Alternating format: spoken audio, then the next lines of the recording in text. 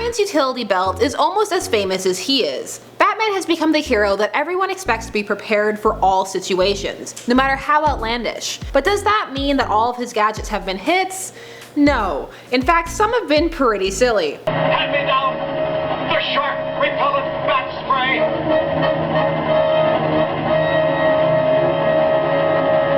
spray. These are the top 10 dumbest Batman gadgets.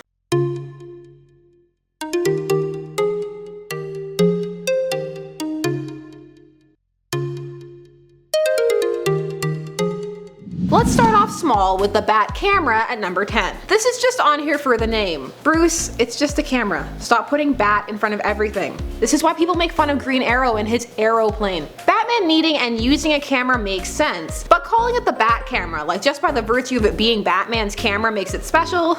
Well, I guess it kinda does. Batman is pretty cool. Number 9, the BAT-TECTOR. Now this one isn't a terrible idea, it's how Batman used it that was a little questionable. The BAT-TECTOR was a noise amplifier that could pick up distinct sounds that would gauge if a crime was being committed. However, it was later upgraded to detect heartbeats, because charting these heartbeats would be able to show Batman when a crime was in progress based on said heartbeat, because apparently there's a special criminal heart rate. Because in no way would you get any false flags from that system. The BAT-TECTOR debuted in the comics during the mid-60s. The comics were actually attempting to take a more serious tone at that point. However, that was derailed following the success of the parody-based Adam West Batman television series. This series actually pushed the Batman comics back into a sillier direction, but the Silver Age was pretty silly as a whole, so no harm done. Number 8, Bat ice skates. So pretty much anything that comes from a Joel Schumacher Batman film you have to take with a grain of salt, as these films are meant to be campy and kind of an homage to the Adam West Batman series. However, in the late 90s, while there was a tolerance for silly, bat skates were a little beyond the pale. I mean, I guess if you know you're going up against an ice foe,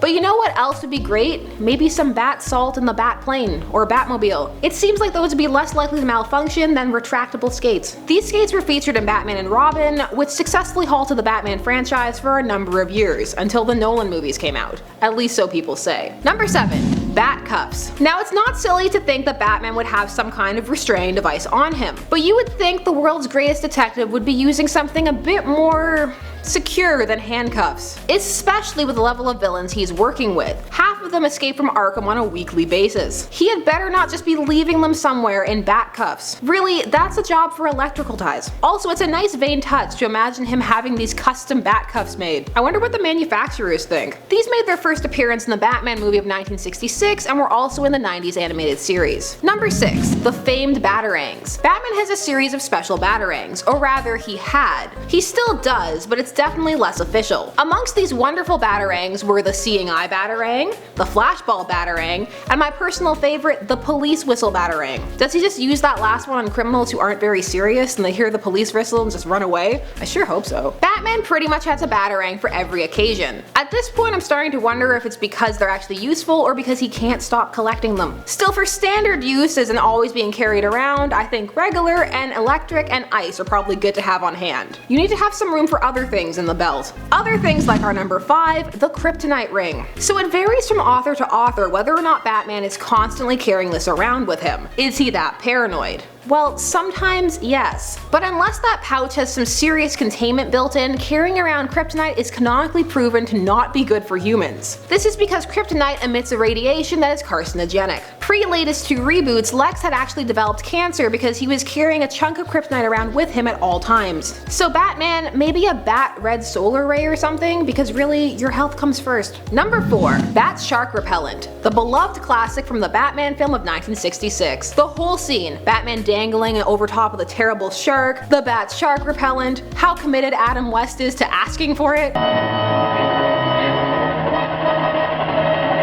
me down the shark repellent bat spray. Why would this be a staple? How many sharks does he fight? In my opinion, not enough. He has a foolproof repellent. Number 3, the BAT-POON. This one is more because of the name than because of what it does. The BAT-POON is simply a mini harpoon. Now there are plenty of situations where a miniature harpoon may prove useful, but poon also has some other cultural meanings. Poon can be short for poontang, which is a slang for a female vagina and having liberal access to it. So BAT-POON sounds like the title of a bat porn, and not necessarily one worth watching either.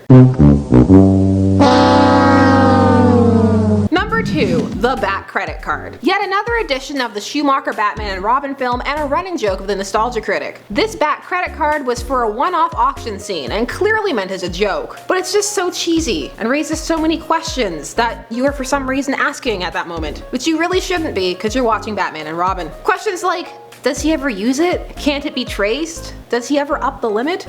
And more importantly, who thought that this was funny? And our number one silly gadget, Bat female villain repellent. So is it just Axe body spray? Finding the context for this one was hard. People just love this as an out of context panel, and even adding context frankly doesn't help that much. But after digging, this appears to belong to Night on Earth, published in 2007, that saw Batman shifting through many different incarnations of himself. This one was meant to be the Adam West 1960s Batman. Silly for sure, but would something like this have been on the show? It's hard to tell. Time and distance have very much upped the ridiculous factor for modern viewers. Still, Bat female villain repellent doesn't seem that effective because he just leaves it lying on the floor, and I'm really not convinced it isn't Axe. To all men taken in by those commercials, please don't be. It is not as appealing a scent as you think, especially when sprayed liberally. Please stop. It's just regular female repellent. So those were the top 10 dumbest Batman gadgets. Now don't get offended on behalf of the Dark Knight. All heroes have some questionable devices. Let us know your favorite silly hero or villain gadget in the comments below. I'm Sasha Wood, thanks so much for watching Top 10 Nerd. Don't forget to like, share, comment, and subscribe, and of course leave suggestions down below, and turn on that bell notification so you never miss another nerdy list. See you guys.